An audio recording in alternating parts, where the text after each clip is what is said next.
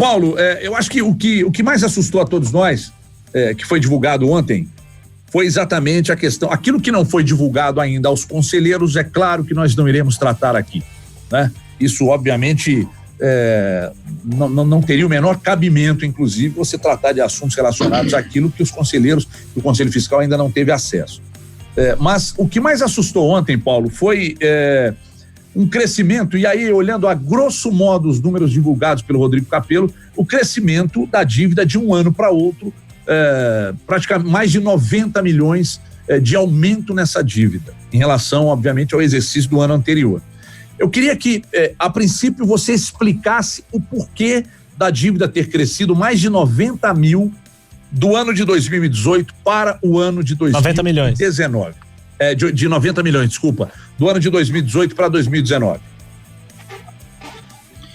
Então, pois o que acontece é o seguinte, de uma maneira geral, os sites, as pessoas que escrevem sobre essa questão de endividamento, elas se valem do endividamento líquido, né? Ou seja, é aquilo que você tem lá a pagar e menos aquilo que você tem a receber. Sem considerar, obviamente, coisas como investimento, imobilizado, intangível, coisas que não têm uma liquidez nem próxima, nem imediata. Então, o que você faz? Você pega tudo que você deve lá no seu passivo, menos o que você deve no seu ativo, e você efetivamente demonstra. Como vocês podem observar nessa publicação da Ernst Young, e também algumas publicações que já vieram a mercado, basicamente o pessoal tem usado endividamento líquido. Eu vou dar um exemplo. Não faz sentido, o que acontece? Quando a gente está pilotando o orçamento do clube, este ano, não sei se é do conhecimento de vocês, mas a gente implantou o SAP, colocamos o orçamento por centro de custo e a gente vem monitorando. Então, por exemplo, quando chegou na metade do ano, eu já começo a apertar o Sérgio e todo mundo no sentido, olha, a gente precisa ir para esse lado, para que o orçamento feche de acordo com aquilo que foi planejado. Então começa o aperto e aí vão se tomando decisões.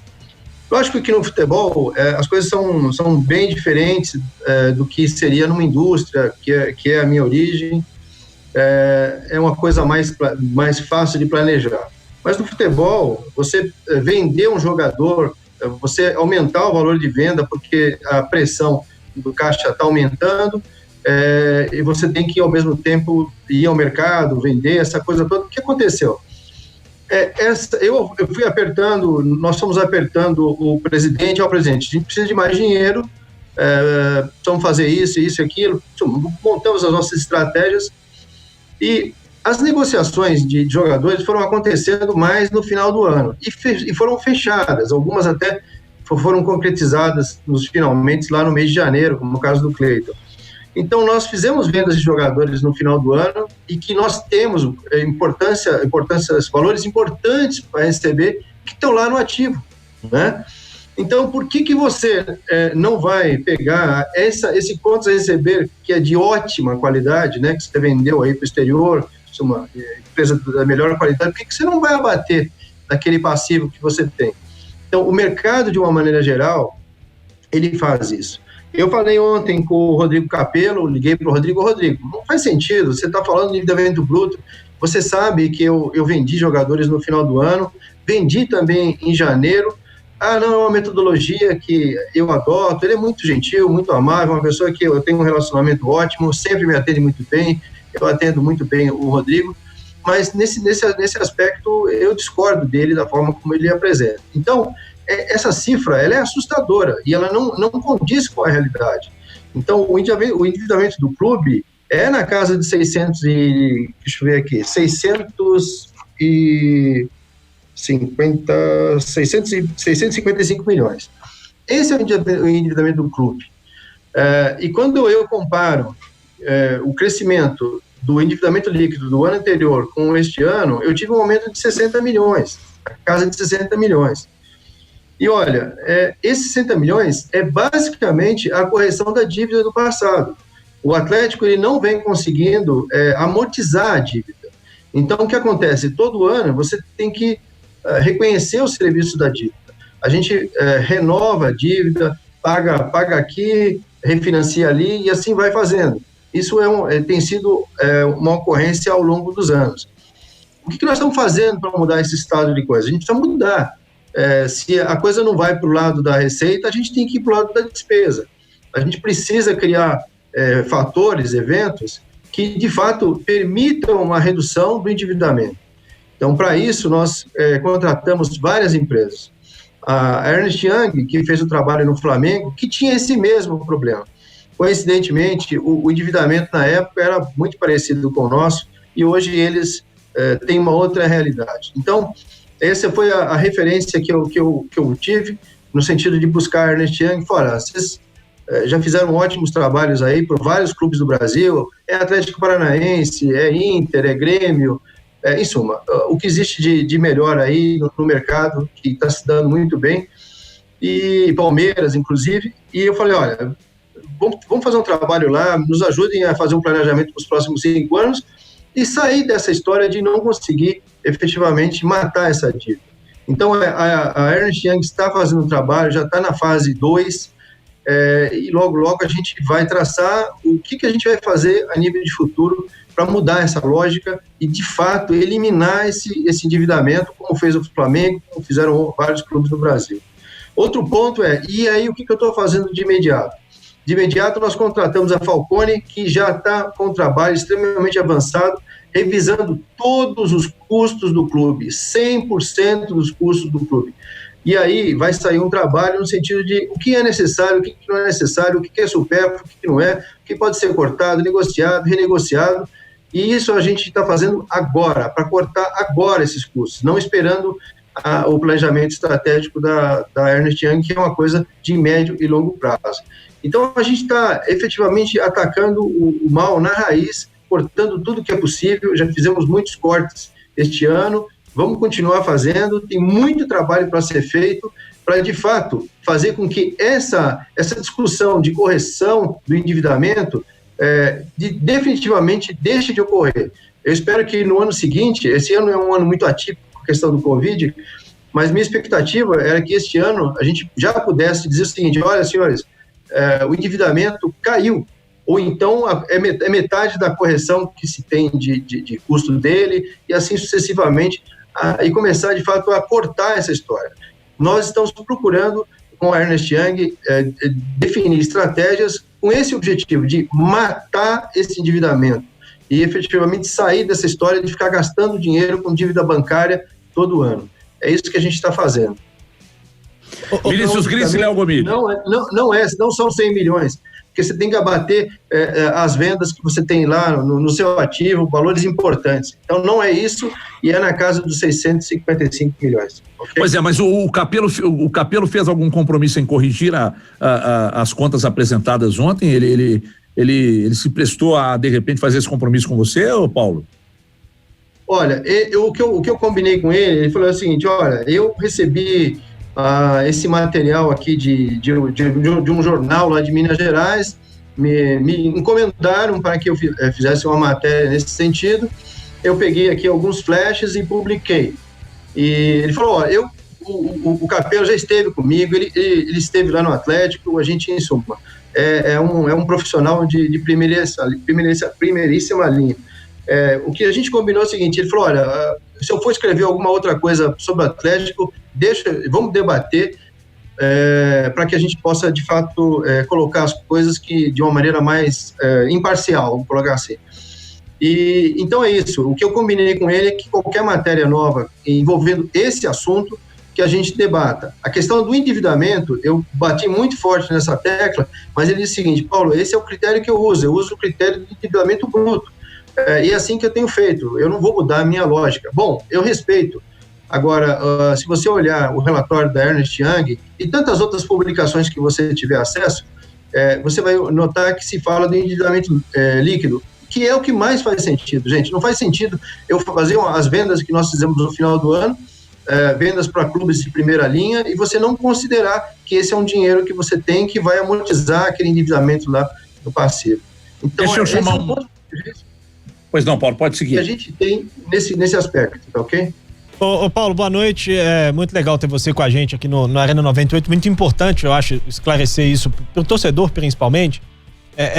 A minha pergunta vai no seguinte sentido, independentemente, é claro que há uma diferença gritante da avaliação, se a gente for tratar de uma dívida de 750 milhões ou de 650 milhões, mas independentemente do tamanho da dívida, o que assusta um pouco o torcedor do Atlético é que essa gestão assumiu e falou o tempo inteiro desde que assumiu em austeridade, e a gente continua vendo um Atlético ano após ano trabalhando com prejuízo. A pergunta que eu te faço é o seguinte, essa austeridade que está acontecendo hoje dentro do Atlético, que está sendo falada pelo presidente do Atlético hoje, ela é uma austeridade comparada com o passado do Atlético, em relação, assim, a gente melhorou em relação ao que era feito, ou você acha que é uma austeridade dentro do que o Atlético necessita mesmo? O Atlético hoje está fazendo o que precisa para cortar realmente o que precisa para chegar num caminho de, em breve, começar a ter uma virada positiva em relação a esses balanços? Bom, na verdade, assim, eu não tenho nunca a preocupação de ficar olhando o passado, o que foi feito, deixou de fazer. A gente tem que pensar, como vocês pensam na empresa que vocês trabalham, em qualquer empresa, que eu tenho que ser superavitário, eu tenho que dar resultado, eu tenho que efetivamente eliminar passivo. Então, o que a gente faz nessa gestão é olhar para frente e falar, olha, eu preciso ser diferente para conseguir colocar o Atlético lá na ponta dos clubes de melhor condição econômico-financeira. Então, eu não fico olhando o passado, eu fico olhando a realidade do momento, eu olho a estrutura de custo e olho a estrutura de receita, e a gente ataca de imediato aquilo que é possível fazer, o que não é possível fazer. Não é um movimento simples, né? Afinal de contas, como você mesmo colocou, o Atlético ele tem um histórico longo de prejuízos. Esse resultado, é importante, eu queria enfatizar, esse resultado que nós atingimos agora em 2019, é o melhor resultado em 16 anos, o segundo melhor resultado em 16 anos. É isso, então está dando resultado, o trabalho, essa austeridade, ela está dando resultado. Agora, precisa lembrar também que quando você corta determinados salários elevados, você também tem indenizações a pagar. Eu tenho certeza que todo mundo que está pilotando essa questão financeira sabe que, vamos demitir, vamos cortar, vamos fazer... mudar esse patamar de salário. Quando você faz isso, você tem custo de indenização. Então, às vezes, no primeiro ano, na verdade, você gasta mais do que você economiza. Mas, no ano seguinte, você começa a colher os frutos. Então, no ano de 2019, nós fizemos alguns desses desligamentos. Então, por exemplo, na despesa administrativa, vai aparecer uma pequena variação positiva, mas quando você olha aquilo que a gente cortou de pessoas que ganhavam salários acima do mercado, vai gerar uma economia importante já no ano seguinte, mas ao longo de 2019 você teve que pagar aquela conta. Então, quando você faz os ajustes de cortes, principalmente de pessoas, e clube basicamente é pessoas, nós não temos muito o que mexer, a nossa máquina, nossa engrenagem funciona com pessoas, né? Então, quando você faz esses movimentos, você tem que pagar as indenizações e elas custam, e no primeiro momento você não enxerga o resultado. Mas nós estamos fazendo sim os ajustes, não é para olhar o passado, o que foi o passado dos últimos, 15, 20 anos, como eu te disse, é o segundo melhor resultado em 16 anos, mas não é esse o enfoque. O enfoque é dar um resultado positivo e começar efetivamente a pagar esse passivo. E nós estamos fazendo, e o ano passado a gente fez uma série de ajustes, mas eles não foram suficientes para efetivamente a gente ter um resultado melhor, poderia ser melhor. Então, a gente não satisfeito, nós fomos ao mercado buscar as consultorias para nos apoiar, buscar pontos de vista diferentes, rever tudo que a gente está fazendo, todo o fluxo de operações, rever a estrutura de cargos e salários, em suma, fazer o tal benchmark, comparar a nossa estrutura com os melhores clubes de futebol do Brasil. É isso que a gente está fazendo, ou seja, a gente não está satisfeito com o trabalho que a gente está fazendo sob a ótica de, embora tenha sido o segundo melhor resultado em 16 anos, nós queremos mais, muito mais. Nós queremos um clube superavitário. Nós queremos chegar lá na inauguração do estádio com as contas muito melhor do que elas estão hoje. E lá na frente, a gente tem um potencial de receita muito elevado. E aí, somar essa economia, esses bons resultados que a gente enxerga para o futuro, com aquela receita que vai começar a rodar lá na frente. Então, a gente, respondendo, não sei se eu fui claro, mas nosso negócio é olhar para frente, olhar o futuro e se basear no que existe de melhor no mercado. Para isso, a gente olha para os clubes de ponta e contrata as empresas de ponta para que a gente chegue lá como os outros chegaram. Léo Gomide.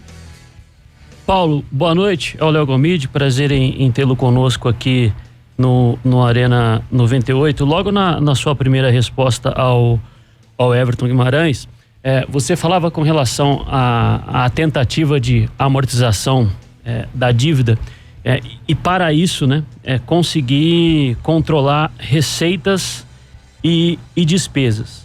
Como o carro-chefe do clube é o departamento de futebol profissional, o Atlético teve um acréscimo de gastos de 2018 para 2019 de 73 milhões de reais, né?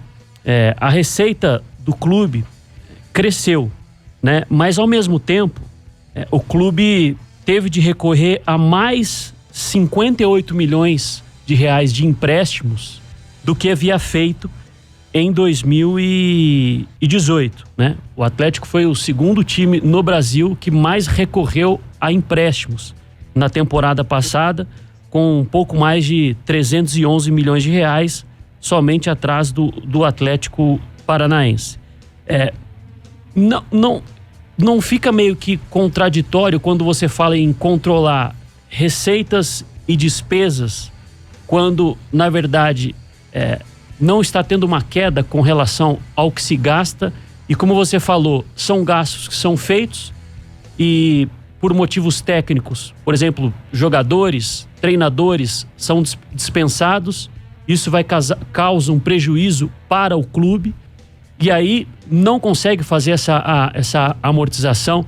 E se possível, você explicar também com relação à doação de quase 50 milhões de reais, porque se ela não fosse lançada no balanço contábil, né, mas ela não tem um efeito prático, porque não é um dinheiro que entra no clube, não tem liquidez, o Atlético teria o quarto pior resultado financeiro, somente à frente do Cruzeiro, do Corinthians e do São Paulo. Então, vamos lá, vamos tentar ver se eu não esqueço nada do que você colocou. Quando você olha o crescimento da dívida do futebol e você se refere a 70 milhões, na verdade é o seguinte, aproximadamente 40 milhões desses 70 milhões que aparecem como aumento de dívida, de aumento de gastos, né, no departamento de futebol, na verdade é o custo que você tem lá na contabilidade desses atletas que você está vendendo lá em cima por cento e tantos milhões de reais, né? Então você está vendendo, você comprou em algum momento e você tem que lançar como custo na hora da venda. Então, na verdade, o crescimento, você tem que abater desses 70 milhões, você tem que abater cerca de 40 milhões, você vai ficar com 30 milhões, né? Então, quando você faz o planejamento, veja, vamos falar do orçamento. Se estabelece, e vocês, quando a gente prepara, tanto faz, o Atlético ou os outros clubes da cidade, quando a gente apresenta o orçamento, ou outros clubes nacionais, vocês acompanham lá, falam, olha, o clube ele pretende gastar tanto no futebol e espera que vá ter esse resultado, ou seja, ser campeão, vice-campeão, atingir esta ou aquela colocação, ou aquela premiação. Então, este ano de 2019 não foi diferente. A gente fez um planejamento baseado naquilo que a gente entendia que investindo no departamento de futebol, a gente buscaria esse retorno. Então, a coisa é feita dessa maneira. Você constrói o teu resultado final, o teu investimento no futebol, baseado naquilo que você imagina que o trabalho vai buscar ao final da jornada, certo? Se você não consegue, aí você vai ter que começar a fazer outros ajustes para que o orçamento seja cumprido e, como você falou, no final das contas, não só dar resultado positivo, mas também, efetivamente, diminuir o endividamento. Então, a questão do investimento no futebol, ela está diretamente vinculada àquilo que você espera buscar lá em cima no resultado. Então, isso foi feito de maneira planejada.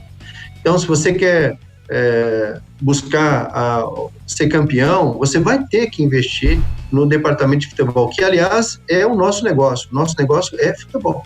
Não temos outro negócio. Ou esse é o negócio principal.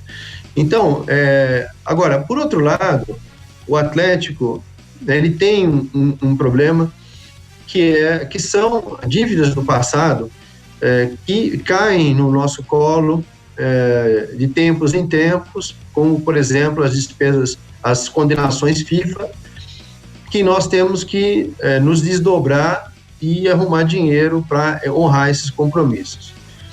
E é isso que a gente tem feito. Então, custa muito caro, né? Por exemplo, nós gastamos com FIFA, acordos e empréstimos que foram contraídos em 2015, nós gastamos este ano de 2019 50 milhões de reais.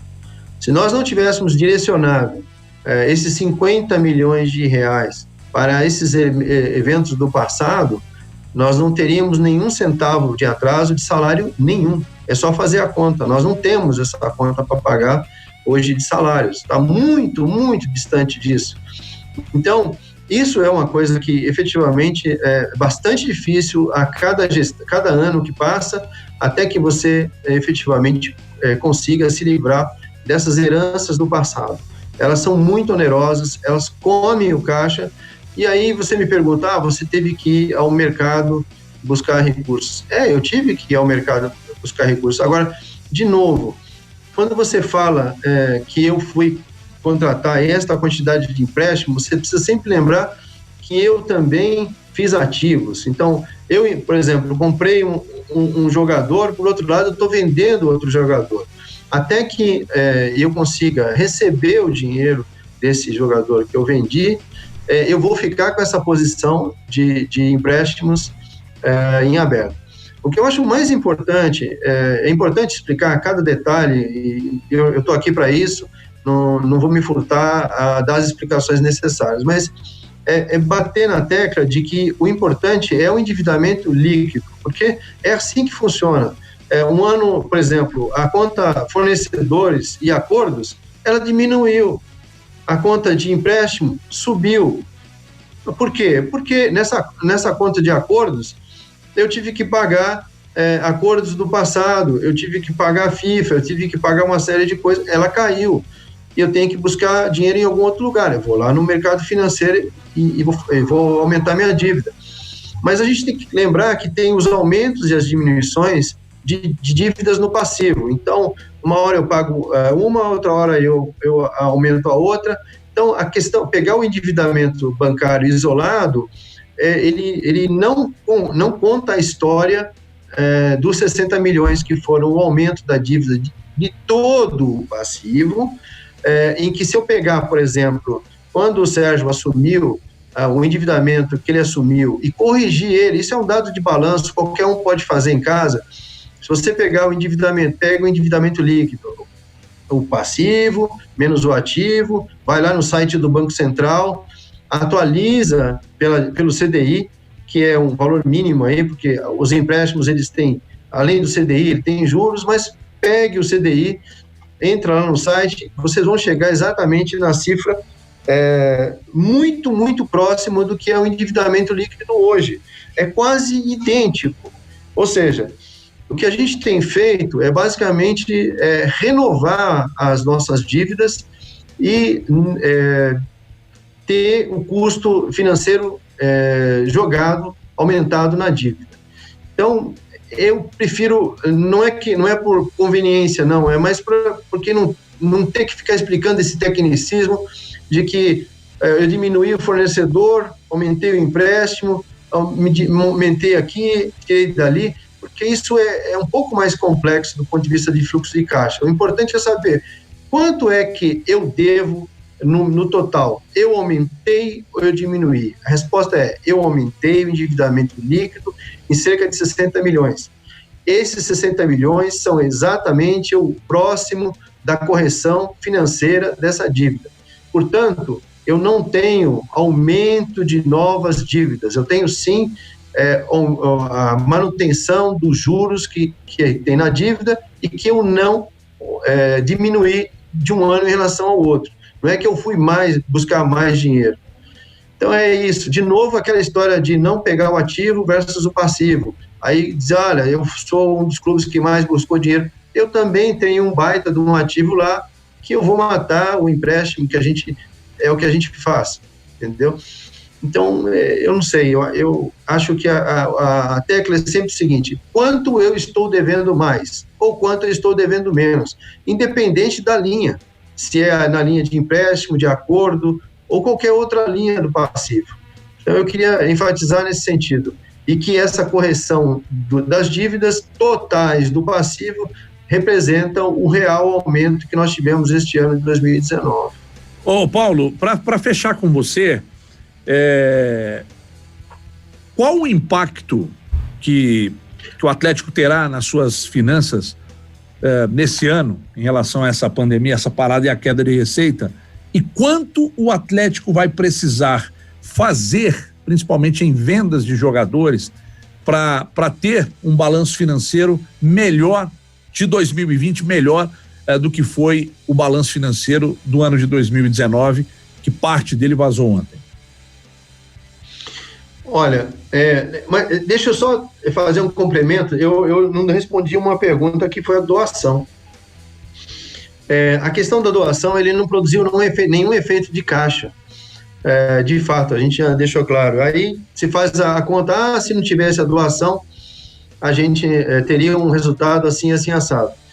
Eu acho que toda vez que a gente fala de uma coisa boa, como essa que aconteceu e que de fato ajudou o resultado econômico, a gente também tem que lembrar das coisas ruins que aconteceram no clube, de coisas que efetivamente, dívidas que foram pagas e que foram lá do passado e que a gente também tem que colocar na mesa. Isso foi o que eu falei pelo Capello. Você está falando que o terreno não ajudou e as outras coisas do passado que prejudicaram. Você precisa fazer o contraponto. E mais ainda, e se não tivesse a venda do terreno? Como eu disse, nós estamos monitorando no sistema o resultado desde o início do ano. E a gente faz o que a gente chama de forecast, que é uma projeção, se aquelas coisas continuarem acontecendo, o que vai acontecer com o resultado. Então, quando nós chegamos no final do ano, nós sabíamos exatamente quanto nós precisávamos vender de jogadores e o presidente acelerou o passo, inclusive acabou não fechando uma negociação com o Cleiton, porque nós sabíamos que o resultado já estava em ponto de equilíbrio e por isso recomendamos a ele que fizesse a negociação de maneira mais tranquila para buscar os melhores resultados. Porque se ele precisasse, nós não tivéssemos a doação do terreno, nós teríamos acelerado outras tratativas de negociação, como por exemplo essa do Cleiton, que gerou 25 milhões no contas a receber. Então, a coisa funciona dessa maneira. A gente vem acompanhando o resultado e, na medida do possível, a gente vai tomando as ações corretivas, né? Então, se você olhar, aí vamos mais longe, se você olhar o resultado da venda, do evento subsequente que vai aparecer nesse balanço, houve um ganho expressivo de resultado e que poderia, se fosse de nosso interesse, acelerar as negociações com a Multiplan e fechar isso dentro do exercício de 2019. Ou seja, nós viemos controlando a questão do resultado e a gente não abriu mão de não acelerou absolutamente nada. E foram eventos muito próximos. A operação do shopping foi em torno do dia 20, o Cleiton logo no começo do ano. A gente poderia muito bem, a gente tinha isso na mão, podia ter trazido para 2019. E não fizemos porque a gente enxergava que o resultado estava equilibrado e não seria necessário fazer nenhum esforço adicional nesse sentido. Mas, se necessário, nós teríamos fechado, sim, essa operação, por exemplo, do shopping, poderia ter sido antecipado, a operação do Cleiton poderia ter antecipado, e nós não teríamos dado prejuízo nenhum, e como não foi dado nenhum prejuízo. E agora, no primeiro trimestre, essas operações vão aparecer com esses resultados bastante animadores para o clube. Agora, respondendo a questão aí o Covid é uma incógnita muito grande. É impossível a gente calcular. A gente tem um fluxo de caixa calculado até janeiro. A gente discute esse fluxo de caixa todas as semanas. Hoje, por exemplo, toda sexta-feira a gente discute com toda a diretoria e todo mundo envolvido no processo, se as estratégias estão funcionando, o real versus orçado. Todas as semanas a gente faz isso e diariamente a gente escolhe o que pagar, o que não pagar. Mas aí vem a pergunta: o que eu vou precisar fazer para fechar esse orçamento dentro aí de uma condição muito boa? Eu comecei o primeiro trimestre muito bem. Aliás, talvez o melhor primeiro trimestre da história do clube, porque a venda do shopping gerou um número expressivo. Só para vocês terem uma ideia, entre a venda, isso está no balanço que está sendo publicado, entre a venda do shopping e a venda do Cleiton, por exemplo, você tem um impacto de 100 milhões no patrimônio líquido. 100 milhões no patrimônio líquido em um único mês, tá certo? Agora, e para eu fechar esse ano? Eu precisaria, eu me comprometi a vender 100 milhões de jogadores. E acho difícil que essas coisas aconteçam. A gente se comprometeu a arrecadar televisão, bilheteria, uma série de eventos. A gente está fazendo ajustes, cortando e tentando fechar as contas no azul no final do ano, né? Mas, assim, eu diria que a sua resposta eu preciso vender 100 milhões em jogadores. Agora, como é que você vai vender 100 milhões num mercado que você sabe melhor do que eu? Está absolutamente fechado, né? Não tem movimento, né? Então é isso, eu respondo 100 milhões, mas de fato é uma cifra bastante difícil, né? Em função do como está o futebol no mundo. Mas o Alexandre Matos tem lá o target dele, já foi passado para ele está sendo bem apertado. Isso eu garanto a vocês. Ok? Ontem eu escrevi exatamente no meu Twitter sobre isso, que o presidente Sete Câmara e o Matos teriam muito problema para resolver. Paulo Braz, obrigado pela participação, grande abraço, e a gente vai se falar outras vezes aí, e assim a gente espera mesmo, porque o torcedor, a gente é só o elo, o torcedor precisa ser de fato informado, principalmente quando vaza parte dos documentos, e ele não entendendo da operação, precisa ter alguém aqui para explicar. Muito legal você ter passado por aqui, espero que volte outras vezes. Bom final de semana, se cuida e até uma próxima oportunidade. Olha, foi um prazer imenso. Eu sei que eu não tenho a linguagem de um comunicador de rádio.